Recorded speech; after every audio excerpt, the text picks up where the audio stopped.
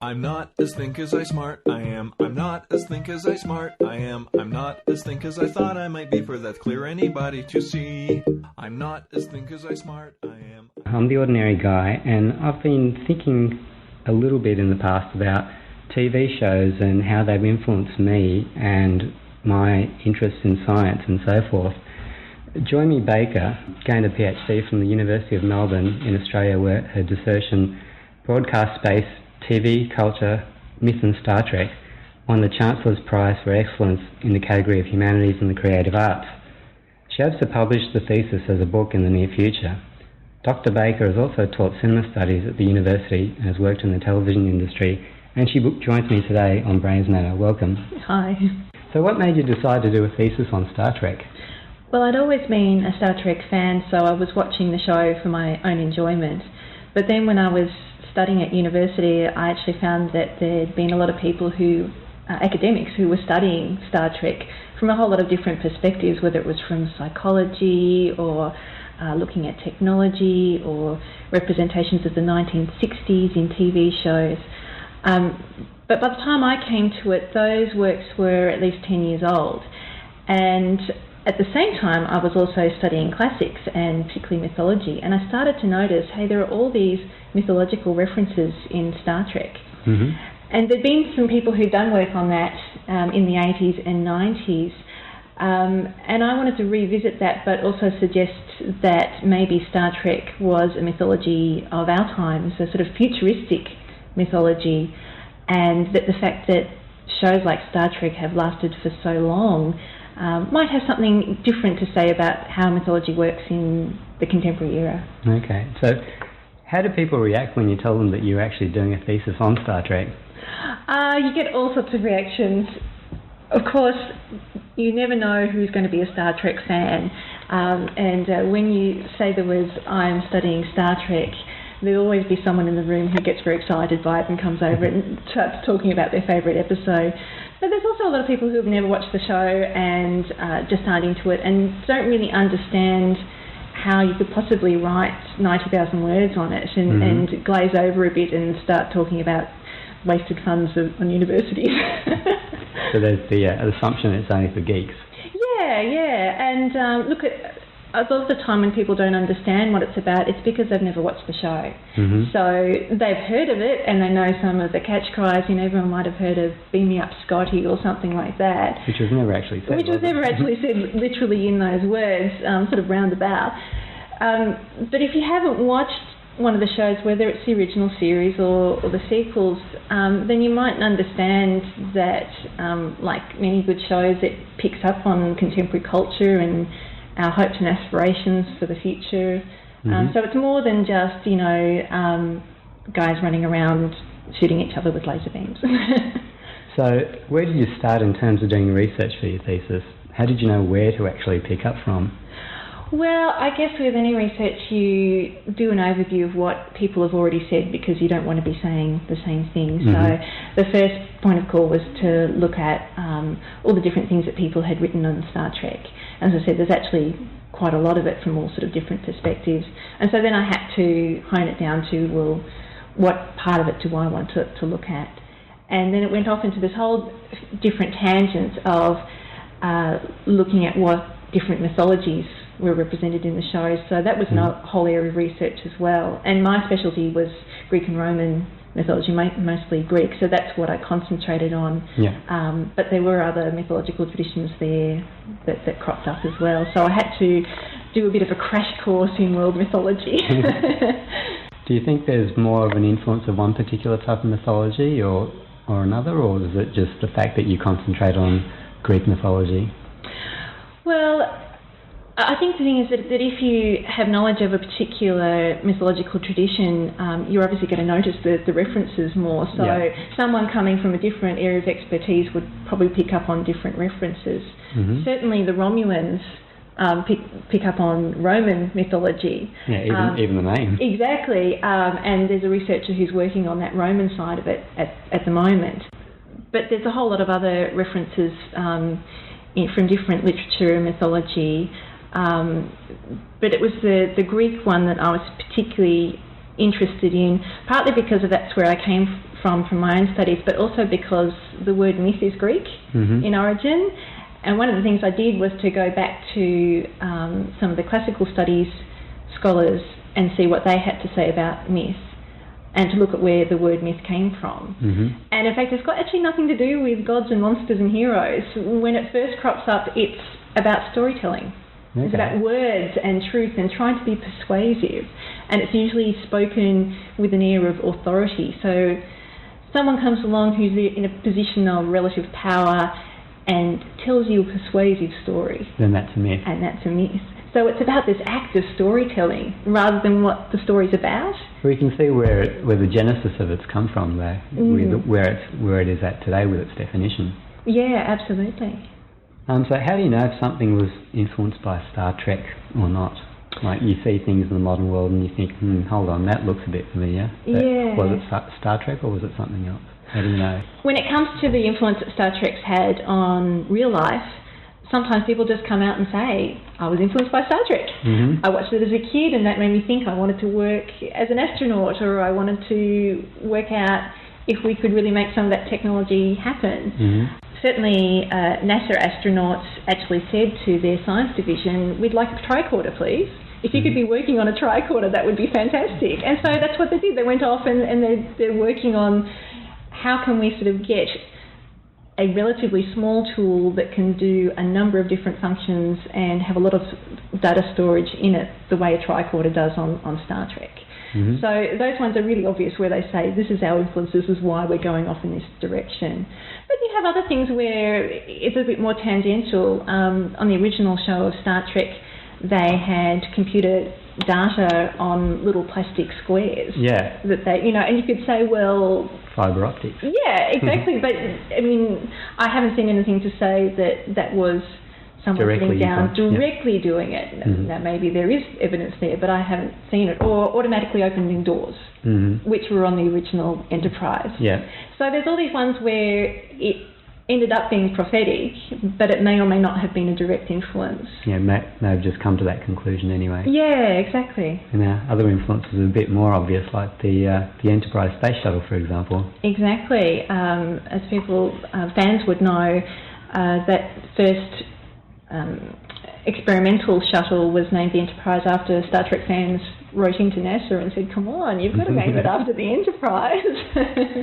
But what you mentioned just then brings me on to the next question. Do you think some inventors realise they're creating something that's previously been on a show like Star Trek? Or do you think they think they're creating something brand new, but then don't realise it at the time? Like, this comes back to is it something that would have been invented anyway, no matter what kind of question? Well, I think the thing is that science usually starts with a hypothesis or an idea.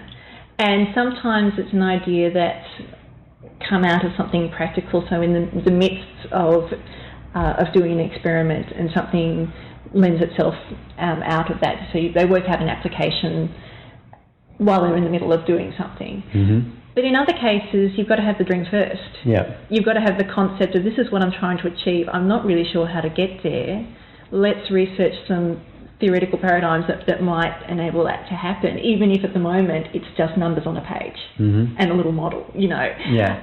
So I think, think about Einstein's relativity started off as a thought experiment before he did any of the mathematics. So I think science often begins with the concept. Now that you mentioned that, there's a lot of references in Star Trek to things that Einstein brought up, and back in the 60s when the original series came out, people thought that's just science fiction. But today you have things appearing which reflect what they showed in the 60s series and back to Einstein's theories. Like, I don't know if you heard about the recent news, but about a particle that can vanish from one spot and reappear in another. Yeah. It's just a light particle at this stage. But still. The first thing everyone said was, Star Trek has come to life. Absolutely. And the reference was Star Trek. And I think there's a couple of things there. One is that science fiction often is prophetic because people are sort of thinking those big what-if questions. But also from the other point of view, if you've got these scientists coming up with new things, how do you sell that to a general public who may or may not have the technical knowledge in the really minutiae of what they're doing? Well, you tap into something pop culture like Star Trek, and you say, well, you may not understand how this little particle gets from here to here, or the mathematics of it, the science of it, but we'll use this analogy with a show that you know, and you can get an idea of where we're headed. It's kind of similar to Arthur C. Clarke, where he predicted the advent of satellites way before their time. So as soon as satellites got into orbit, they said, as predicted by Arthur C. Clarke. Exactly. So you won the Melbourne University Chancellor's Prize for Excellence in PhD Research. So how did that make you feel? Well, obviously it was a great honour, and quite a surprise too, because as I said earlier, while there'll always be some people who are really excited by the idea that you can study Star Trek, there'll always be those who think it's ludicrous. And I have to say that when they had a little ceremony to give this prize, the little descriptor they did before as they went up on stage didn't mention Star Trek once. It was sort of like the thesis that dare not speak its name. It sort of said how good it was and how it was groundbreaking or interesting or all those different things, but it never actually mention Star Trek. So I still think it was someone who was organising it thought, this can't be right, surely. Because most of the other references I've seen to your thesis have mentioned Star Trek, specifically, like, for example, The Age, Discovery Channel and so forth. They talked about your thesis and they all talk about Star Trek as a PhD. They didn't actually mention what it was about, but they just said Star Trek as a PhD. Do you think they're doing you a disservice by talking about Star Trek more than what you actually proposed in your thesis? Well, look, I'd hope that... yes, I do use Star Trek as my main case study, and the reason I do that is because it's lasted since the 1960s. It's been reinvented several times. Enterprise got canned, but then there's a new movie that's due for release in 2008, which is being refashioned by the creator of Lost and Alias. That's right, J.J. Abrams. That's right. So, you know, it's still got legs as this franchise, and it has lasted for more than one generation. You know, more than one generation is growing up on this fictional future. It's 40 years of Star Trek. Really, exactly. No matter which version of the TV series it is. So that was one, reason why it's really interesting to look at, because that's not ordinary in TV history. You know, that it's more than just a TV show because it's had that long-running influence. But I'd also hope that if people read the thesis, or hopefully the book when it comes out, will realise that it's not just about Star Trek, and that I'm using Star Trek as this example, but really at the end of the day what it's about is the way that myths are reinvented for each generation, and that we look for meaningful stories to explain our place in the cosmos, and we have done so for millennia. And it's just that we find new ways of expressing our hopes and anxieties about why we're here, what we're doing, what might be out there in the universe. And Star Trek has been one of those ways. Yeah, you watched over 600 hours of Star Trek for your thesis, so did you enjoy that, or was it a bit of a drag? Because I remember back when I was studying English at high school, I used to absolutely love the book 1984 by George Orwell, but then we had to study it for English literature, and that kind of ruined it for me. So did it ruin it for you, or was it just as enjoyable? Oh, listen, yes and no. I mean, I think I was attracted to this area of study because I do like dissecting something that I love and seeing how is it put together, why is it working for me in this way, what are all the bits and pieces that go into making a TV show work the way it works. So I don't mind dismantling it. I know a lot of people who come to university and do a unit of TV or cinema studies drop it because they just want to enjoy it. They don't want to think about what the music is trying to do to them emotionally, or what the editing is doing at a particular point, or what the references might be. They just want to switch off and enjoy it, and that's fine. But I actually quite like unpicking it. Having said that, obviously with that many hours of Star Trek, I had to pick specific examples. And I mean, even in 90,000 words, you can't look at all the examples of myth in Star Trek. There's still a lot out there. So what ends up happening is you choose your few ones that you think explain what you're trying to say about Star Trek and myth. And then you end up watching those same episodes again and again and again. And that's where it gets trying, because it's not like you just watch them all once.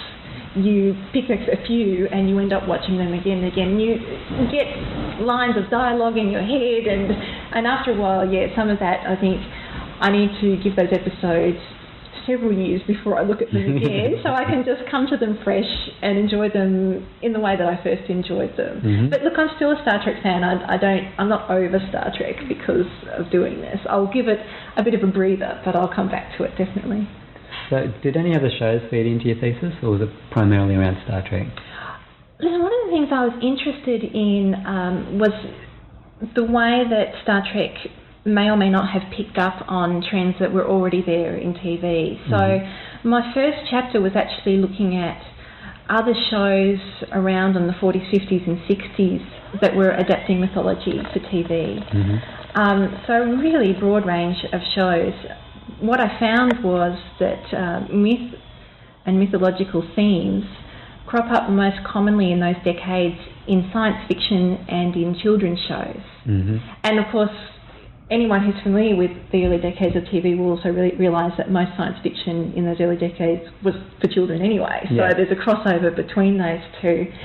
And this was quite a deliberate strategy on the part of TV makers at the time, because TV was then, as it probably is still now to a certain extent, quite controversial as a medium, particularly when it came to the influence on young children. You know, is TV a good thing for our kids, that making them into bug-eyed, antisocial monsters? Or is it actually teaching them good values? Exactly. Or how to learn? So what TV producers did was to look to high culture, literature, myth, theatre, and adapt those for a younger audience as a way of saying, well, actually television can be educational. So you get this whole strand of educational television for kids as a way of combating the criticisms that were being levelled against the medium. I mean, they even had sort of Senate committee hearings about the influence on TV as kids, so it was taken very seriously. And science fiction was brought to task for being too violent for the kids.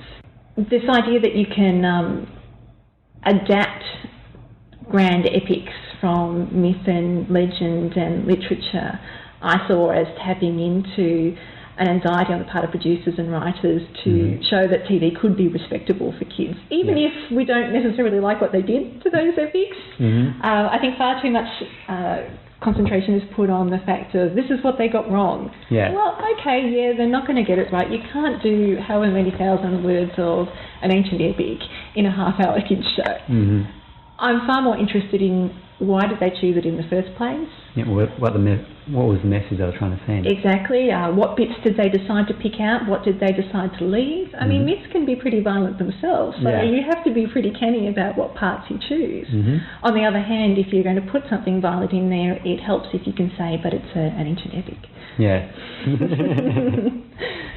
You've said that Star Trek reflected NASA's space program in the 60s. Do you think that they were trying to send the NASA administration any particular messages, so effectively trying to influence NASA so they reflected the values of the show instead of the other way around? Oh, it's an interesting take on it. Well, I think it's easy to forget that that NASA really did struggle during the space age. I mean, it's we tend to remember that they got men to the moon first. But obviously it was a pretty rocky road to begin with, and the Soviet Union was ahead of them all the way. During the 50s with Sputnik and so forth. That's right. And after the launch of Sputnik, when US launched its Vanguard, which was their sort of answer to Sputnik, it exploded. And they were calling it in the media Flopnik and Kaputnik and Stay Put Kick. So it was this idea that, we're not actually doing that well here. So there's a lot of ambiguity about NASA and whether they were actually going to do anything of value in the 60s, whereas Star Trek's vision of space exploration was a very positive sort of utopian one, which, even by the premise of the show says we are going to make it, and we're going to make it in harmony with the Russians, and we're going to go on to grander things. But they'd have references to their contemporary era too. There's an episode where Kirk just says in very casual passing, oh yes, we made it to the moon at the end of the 60s. Well, it hadn't happened yet. he's saying it in the past tense to sort of affirm that, yeah, okay, things are going not so well at the moment, but we will get there. Yeah.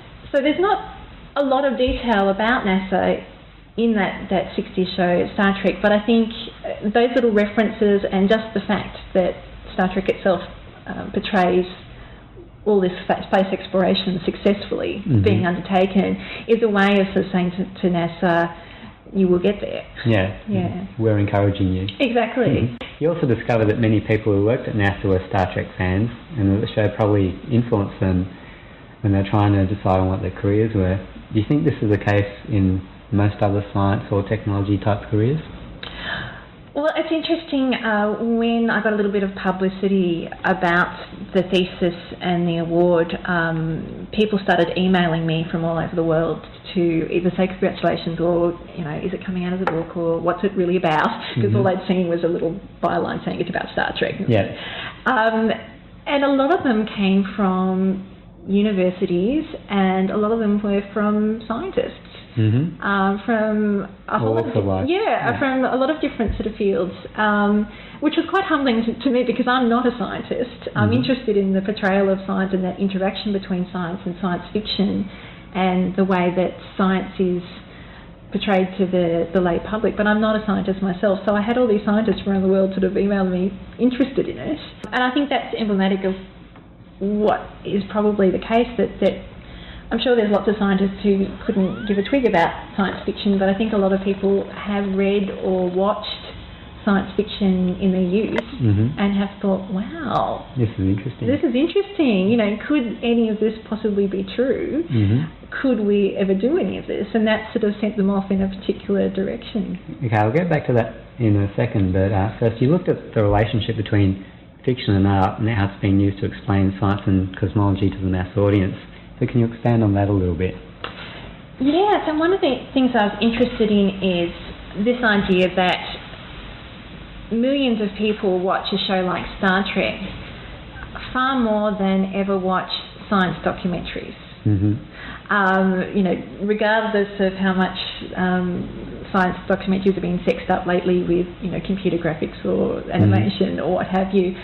And it got me to thinking, well, maybe a lot of us are getting our ideas about what the universe might be like from Star Trek and shows like it. When I started looking at the way cosmology had worked in past centuries, there's actually quite a tradition of not just using hard science to communicate cosmological science or ideas about where we might be in the cosmos, that back in mythological eras, stories and artwork were used, but also during the scientific revolution of the 16th and 17th century, if you have a look at some of the scientific treatises about the new cosmology, the first page or the first few pages aren't an introduction in a traditional sense, they're artwork. So they have these frontispieces which tell you, just by looking at them, where they stand in the cosmological debates. Whether they're arguing for the old Earth-centered system or whether they're going for a sun-centered system, what type of system they're advocating. So rather than just using words, they're using artwork so that someone could pick up a book, glance at it, know exactly where they stood. Or they might be using it in a more symbolic sense. Often a lot of ship-faring images were used during this time. Obviously this is a time of great exploration on Earth. And even the introduction to Enterprise follows that particular thought pattern, because you see the HMS Enterprise and then the Spatial Enterprise and so forth before getting to the NCC Enterprise, or was it NCC? I don't remember. So absolutely, and that sort of ship-faring imagery was used throughout a lot of cosmological treatises of the 16th and 17th century. So they were making that suggestion, well, yes, we are exploring here on Earth in ships, but we're also exploring the heavens, if not literally in ships yet. We're doing it as a thought process. So they're making that connection. And as you say, the latest Star Trek series, Enterprise, makes that connection as well. And going back to the previous topic, we were talking about the influence on scientists and so forth. You could probably look into it from a very varied perspective. So not just from science or cosmology, but politics, for example. The Romulans, their political system, and how that reflected ancient Rome, going back to something you said earlier, the differences and the values and the advantages of something like a Thomas More utopian type system versus democracy versus dictatorial kind of kingdoms, for example. So, do you think that a lot of people can, watch the show or the various Star Trek shows and be influenced politically, for example, just taking one particular topic out, from how they see a utopian lifestyle? Well, this idea of direct influence is a really controversial one in cinema and TV studies, and a lot of ink has been spilled over whether watching a show directly influences somebody or whether it's more of a conversation. And one thing that's interesting, if you look at work that's been done on Star Trek fans, that is the sort of anthropological studies where they go and interview fans and then analyse what people see in different episodes. So not just one academic sitting down and doing their own study, but getting a whole lot of people's perspectives. And the thing that strikes me about those studies is that people can read anything into Star Trek. So yes, there is this, especially with the original series, there is this central vision of Gene Roddenberry of this kind of godless humanist cosmos that they're living in. But having said that, people from religious backgrounds, non-religious backgrounds, different political persuasions, have each seen something different in Star Trek, and each seen something positive in Star Trek. And it's really interesting to read people's take on the same episode and see them take wildly divergent views on it. And each of them demand that they are having the interpretation, that theirs is the correct interpretation. So what that tells me is that while you can say, well, look at this political perspective that's in the episode, this is where the episode is kind of nudging you towards, this is where it's suggesting you could go. There's nothing that says that the person watching has to go in that direction. They could take it on a different perspective completely, depending on what they bring to the show. So we don't come to a show as a blank slate, we come already with our own different preconceived notions. Absolutely. That's why some people have argued that Star Trek is popular because it's what they call an open text. There's enough ambiguity, there's enough rooms for people to see those different perspectives in it without it just taking the one line. And if you've got, 600 hours of different shows, especially as you get on in the sequel series where Roddenberry has passed away and there are more writers, and you're getting more divergent views on that Star Trek cosmos. It's easy to pull out episodes, put them side by side and say, well, these contradict each other. And I think that's the beauty of it. I don't think that's a weakness, I think that's a strength. Because people then can tap into the different things that they find interesting. And hopefully it'll get people interested into doing a bit more reading and research on their own. The author James Mannion mentioned something you've already talked about in your thesis, the fact that men and women in Star Trek are Herculean or Homeric. It's not something that's readily obvious to the average person. They don't watch Star Trek and think, oh, this reminds me of ancient Greek mythology. But can you explain the relationship to us? You've mentioned some of it just before, but how you see those types of myths and legends portrayed within Star Trek and what message it's sending us. I know you've said just now that it's fairly open, but do you think there is some sort of message or mythology that it's trying to put forward? Well, academics like to have it both ways. I can say that the Star Trek's open, that we can read anything into it, but then the next turn I'll say, yeah, but this is the way that I want to see it. Look, there are some very obvious references to mythology. In the original series, there's an episode called Who Mourns for Adonis, where Captain Kirk and his crew find the Greek god Apollo lording it about on a planet in a gold lame toga. And Apollo says to them that the Greek gods of mythology weren't an invention of the mythological sagas, that they were actually aliens who were visiting Earth. With sort of a charity of the gods take. And listen, it's a very tongue-in-cheek, very camp episode. I don't actually figure it as one of my favourite episodes, but it's a very overt one where they're using mythology and trying to sort of update it in a way. And in that episode, Apollo says to Kirk and his crew, "You remind me of the heroes of yesterday. You remind me of Agamemnon and Odysseus." And they were great heroes, and I can see that, you're heroes of a different age, but you remind me of them. Okay. So it's that very sort of overt reference. But, of course, this is in the context of a 1960s show that gets axed before it does its 5-year projected arc. So it's not like anyone watching in the 60s would necessarily have thought, yes, Captain Kirk, he's our mythological hero of today. Fast forward to now, and the interesting thing is that the sequel series have increasingly made references to mythology in a very deliberate way, and in such a way that they're really trying to emphasise the fact that Star Trek has been around for a long time, more than one generation. So, maybe there's more to this than meets the eye. In Star Trek Voyager, there's an episode called Favourite Son, where Harry Kim is lured to an alien planet where beautiful alien women tell him that he's an alien and that he needs to mate with 3 of them at once. And he says, terrific. The catch is that they're going to suck his body of DNA and leave him as a corpse.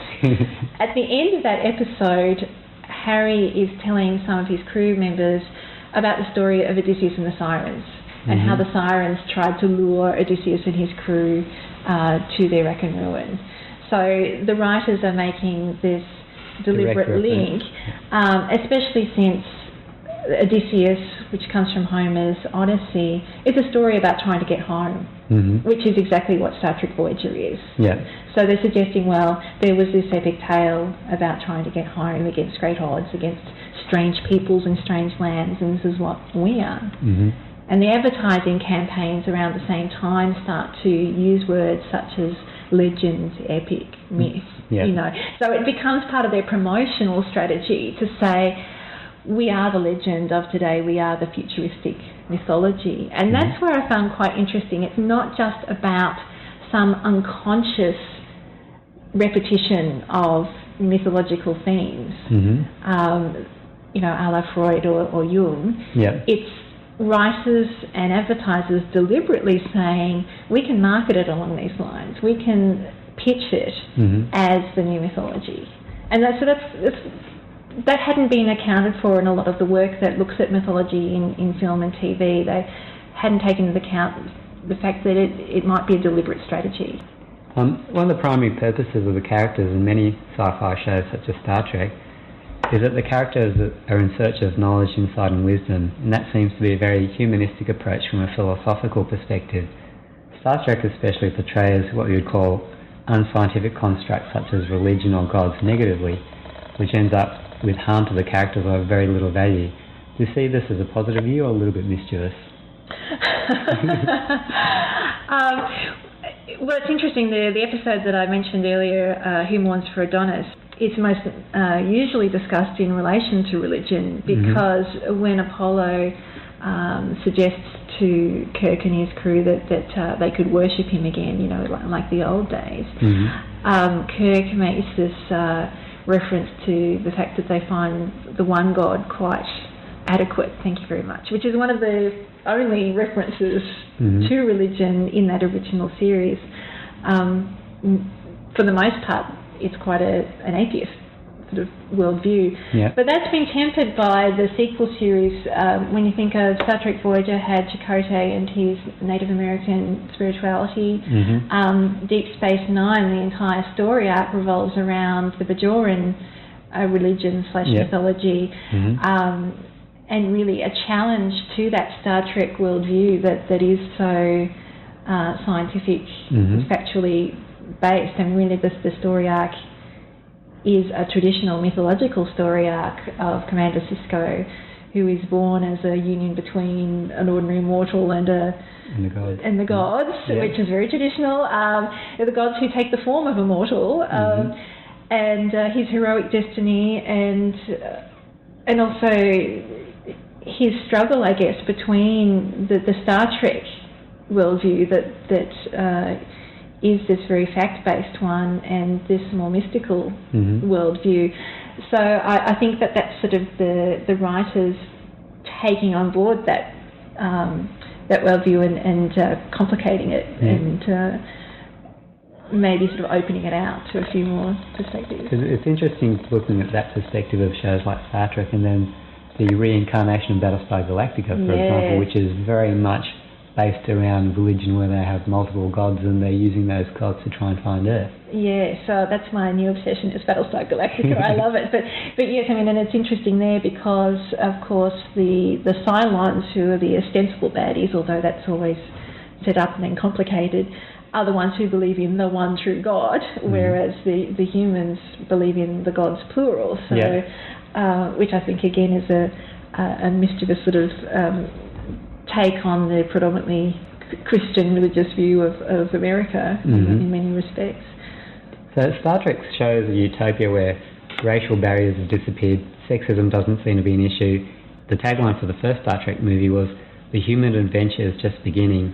So do you see the show as trying to inspire us from a moral or humanistic perspective? Yes. Listen, when the original show came out, people who watch it today who aren't Star Trek fans might notice the hammy acting, you know, the clunky one-dimensional scripts in some cases.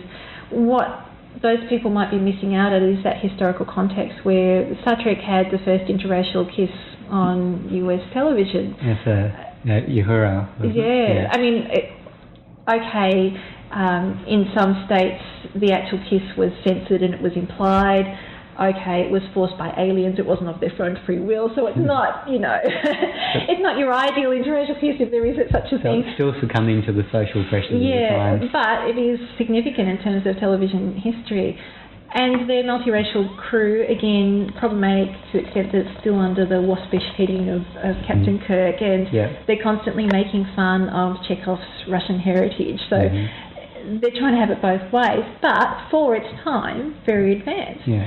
And you could see the influence of that in something like Deep Space Nine now. Yes. Where Cisco, for example, you wouldn't have seen that in the 60s. Absolutely, and you know, a lot of the episodes of Deep Space Nine deal with that historical context to point that out.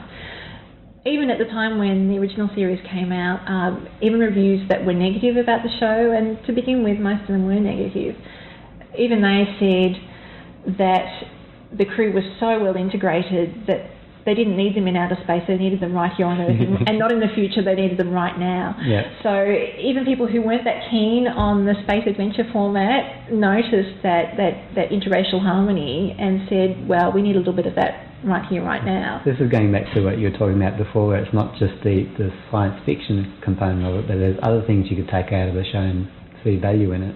Absolutely. As I said, that these reviewers were not science fiction fans, they weren't necessarily fans of the show when it first came on, but what they were doing is saying, well, actually sometimes it's more than being just about a show, sometimes it's more than just being about its entertainment, it's about expanding your ideas about what's possible, whether that's what's possible in space or what's possible here on Earth. Many episodes seem to refer not just to the inspirational themes but the psychological ones as well. For example, the episode Return of the Archons, where the Enterprise arrived at a planet that seemed to be inhabited by Puritans. This sounds very American-centric. And they had a bizarre festival called, well, the Festival, where violence and other things ensued, and it's reflective of Jung's notion of the shadow, which in his theories represents our unconscious drives such as lust and aggression, and unless we integrate them into our whole personality, end up with disastrous results. Once again, this seems to infer that Star Trek is trying to become a modern moral source for people today. So do you think the legends of Star Trek, for example, will last as long as the ancient stories we learned as kids or continue to learn into adulthood? And will these become the new set of classics for future generations to learn from? And if so, why do we need a new set of classics? Why can't we just learn from the old ones instead of reinventing them all the time? It's a long question. That's all right. Okay, I'm going to break this down and start with Jung. There's been a bit written, not by me, I haven't looked into this, but there have been other authors that have looked into Jungian interpretations of Star Trek. One writer looked at the fact that the main characters, especially Kirk, Spock, McCoy and Scotty, each embody some of the dominant traits that Jung saw in particular personality types. And that the reason we find a show like Star Trek satisfying is because the characters play out different parts of our own personalities and set them at conflict with each other and try and resolve those different influences, whether it's Spock's intellectual capacity versus McCoy's more emotional responses. Putting those together and saying, well, how can we achieve harmony? Because we all have an intellect and we all have emotions, and we have to somehow reach a balance. And there are other episodes, such as, say, Mirror Mirror, which is one of my favourites, where they visit an alternate Star Trek world, in which our heroes have turned into basically some pretty nasty characters. And again, that's been interpreted as being sort of our shadow, the shadow of these different characters, that the ambition of a leader like Kirk can quite easily turn into megalomania if it's not tempered by reason and compassion. So the things that give people strength can also be the things that are their undoing, or the attributes that we try to suppress in ourselves will come back to haunt us in some way, because we need to integrate them and not deny them. And they're definitely themes that Star Trek in its various shows have explored. So there's an argument to say that the reason why any story has a resonance with us is because it's tapping into these ancient psychological themes that have always been around and will always be around. But it's whether they can express them in a way that communicates to a new generation. There'll always be a joy to sitting down and discovering Homer. There's no reinterpretation of the Odyssey that can take anything away from reading the Odyssey. But having said that, if you're a child, the Odyssey is a little bit daunting. Very heavy-handed. Exactly. And there's nothing to say that you can't learn about the pitfalls of arrogance, of hubris that Odysseus must learn, or about the dangers of dealing with people who aren't like yourself with arrogant disdain for their custom. You can learn about those things through other stories as well. And to each generation, the version that they read or watch seems like the first. That's the one that inspires them. So, for example, another famous example would be Star Wars. George Lucas very deliberately drew on Joseph Campbell and Jung in his plotting of a heroic journey.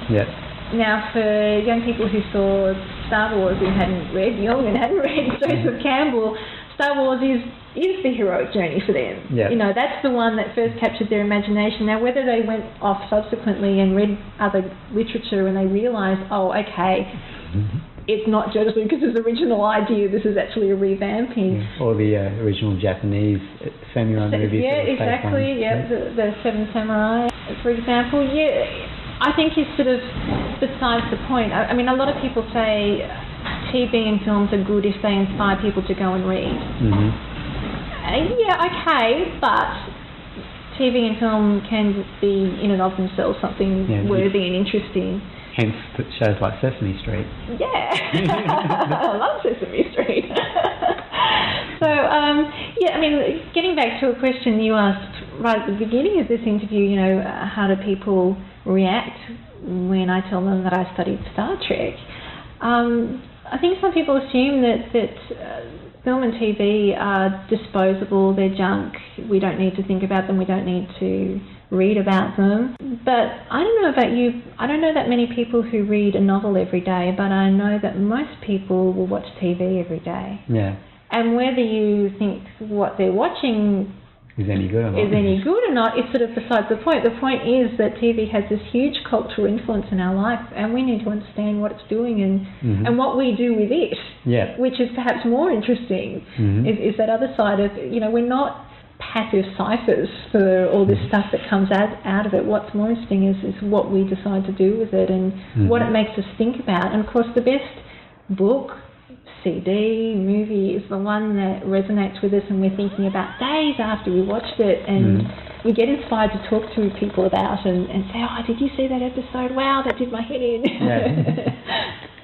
What Star Trek gadget or any other gadget from any other TV shows do you want to see become a reality next? Oh, see, that little proto-transporter, I really have hopes for that. I have my suspicions that it will never really work for complex higher life forms, but certainly if anyone's given birth, I think they will see the advantages of a transporter, just to beam the baby out, or just to be able to travel across the other side of the world. I lived in England for a couple of years, and when I came back to Australia, I would sometimes wake up and think, I think I might go to France this weekend, and then I realised, I'm in Australia, I can't do that. It's too far. So the tyranny of distance is one that I'd love to overcome. But I think I guess my dreams would be far more mundane, in that, like many people, it would be great to go into space before I die.